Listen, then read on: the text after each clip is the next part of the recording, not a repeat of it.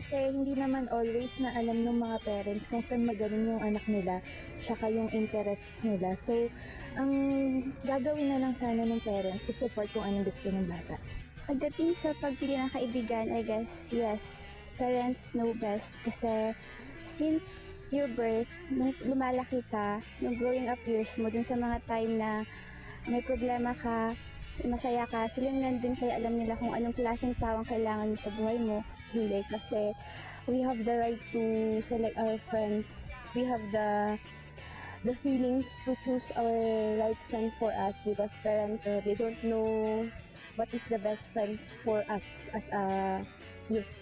Hindi kasi mula nung bata kami, ginabayan na kami ng mga magulang namin.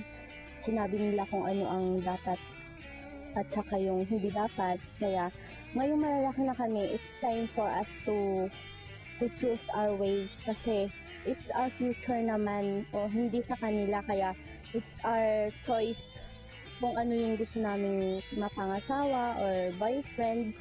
It depends on the situation. Kasi tama lang kasi na pinalaki tayo ng ating mga magulang dahil nga kailangan natin ng kalinga mula ng pagkabata. Kailangan ba natin ng ng mga bagay na hindi pa natin alam? I think parents know best. May mga napagdaanan na sila na hindi pa natin napagdaanan, kaya alam nila ang mga tamang gawin. Pero hindi naman all of the time, parang most of the time lang kasi times are changing din. Yung mga best noon parang hindi na din best ngayon. Hindi lagi, kasi minsan meron mga gusto yung magulang na hindi naman gusto ng anak, kaya parang napapasama rin yung anak. Sa tingin ko, hindi lagi. Kasi kapag ano yung gusto mo, mas maganda siguro kapag ikaw yung masusunod. Kasi nga, syempre, ikaw naman gumagawa nung past na ginagawa mo. Pero, at least, siguro kung kukuha ka ng payo, sa kanila na lang.